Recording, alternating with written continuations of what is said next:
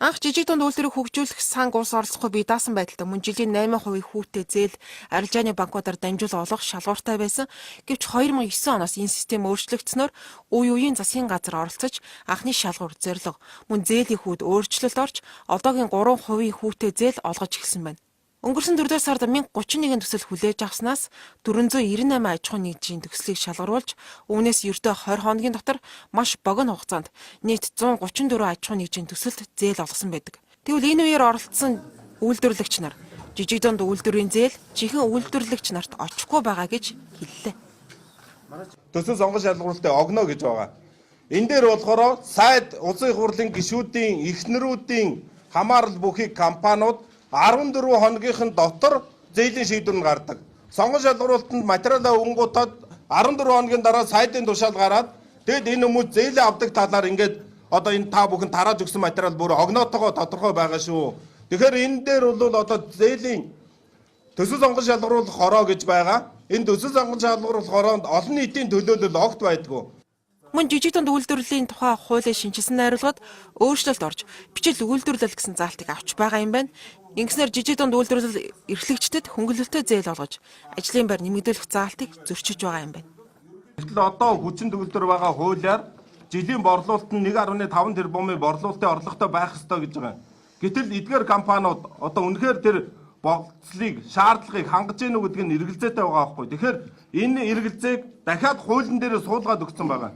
200 үнэтэй байсан ч хамаагүй 60 тэрбум 50 тэрбум байсан ч хамаагүй 200 үнэтэй л бол жижиг дунд англи руугаа орно. Англи руу орвол цангаасаа зээл авна гэдгийг одоо энэ өргөн барьсан хуулийн дээр ингэж явж байгаа талаар манай удал цэцэг ярьж байгаа. Сайд дарга нарын компани 5 тэрбумаар орлого олж гин үү? 10 тэрбумаар орлого олж гин үү? 60 тэрбумаар орлого олж гин үү? Энэ нь ерөөсөө хамаагүй зөвхөн ажилтны тоогоор гэсэн байгаа.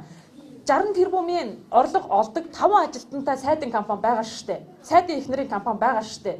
Тэд нар чинь өнөөдөр энэ жижиг дунд үйлдвэрлэлийн сангийн зээлийг чинь тэрбумаар нь аваад байгаа. Би өөрөө бас жижиг дунд бизнес эрхлэгч, яг гал голомтонд нь шатаад те одоо бүр жинхэнэ нөгөө унайтад явж байгаа хүний хувьд бол юу гэж хэлмээр байна вэ гэдэг зэрэг өнөөдөр жижиг дунд үйлдвэрлэлийн одоо энэ жижиг дунд үйлдвэрлэлийн сангийн зээл нь одоо төслийн зээл нь гэсэн үг шүү дээ. Би 3 удаа төслөө өгсөн хүн. Ерөөсөө шалгараагүй. Харин эдийн засгч болон хуульчдын зүгээс улсын их хурлын гишүүдийн хамаарал бүхий этгээдийн аж ахуйн нэгжийн асуудал нь зөвхөн жижиг дунд үйлдвэрлэлийн төсөл сонгон шалгаруулсан асуудлаас гадна улсын их хурлын гишүүн үндэсэх хууль бусад хуулиудыг зөрчсөн хэсэг магадлан шалгах асуудал гэж үзэж байна.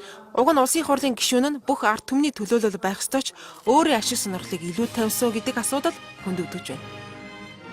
За дээрэс нь хэрвээ хууль бусдаар шалгаруулалт явагдаад жижиг дунд үйлдвэрийг дэмжих санд зээлийн нөхцөл шаардлагыг хангаагүй компаниуд авсан тогтоогдох юм бол тухайн аж ахуйн нэгжүүдтэй холбоотой хариуцлага бас яригдана. Ингээ харахаар нэг юм цогц том үйл ажиллагаа. Энэ дундаас ганцхан одоо их хурлын гишүүн гэдэг ч юм уу те. Эсвэл ганцхан тэр буруу таламж шалтгаанд гэлгүүд шалгуул энэ маш томоохон асуудал. Дээрэс нь манай нийгэмд явж байгаа татвар төлөгчдийн мөнгийг зарцуулж байгаа. Төсвийн хөрөнгийг захиран зарцуулж байгаа үйл ажиллагааны зөвхөн нэг салаам учир юм байна шүү дээ. Дээрээс нь өгж байгаа зээлийн хэмжээ өсөөд хүүн буураад зах зээлийн хөөч одоо 20% бид нар тухайн үед бол одоо төгрөгийн 8-9% байхад болох юм байна. Доллараар бол ам доллараар 5-6% байхад болох юм байна гэсэн ийм байдлаар явж байтал одоо өнөөдөр яаж ийна гэсэн чинь одоо засгийн газрын сайд нь шийдвэр гаргаад тушаал гаргаад шийдчихдэг. Хинд өхийг шийдчихдэг. Нэг хоёрдугаарт зээлийн хэмжээ нь болохоор уг нь бол нэг тэрбум хүртэл төгрөг гэж байсан бол одоо 2 тэрбум төгрөг болсон байна. Өссөн байна.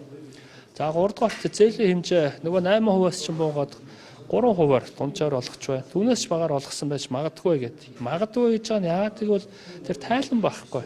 Хэнд олгосон, хэдэн хувиар олгосон, эргэн төлөлт нь хэд байгаа, ямар хэмжээний ажлын байр бий болсон, ямар ч тийм тайлан мэдээлэл байхгүй. Бид энэ асуудлыг тодруулахаар хүн сүдэ аж хөнгөн үйлдвэрийн яамны харьяа жижиг дунд үйлдвэрлэл хөгжүүлэх санд хандсан ч дарга гадуур хуралтай боломжгүй гэдэг хариулт өгсөн юм. Энэ бүх хугацаанд тус газараас одоо болол байр сууриа илэрхийлээгүй хаалттай байгаа юм.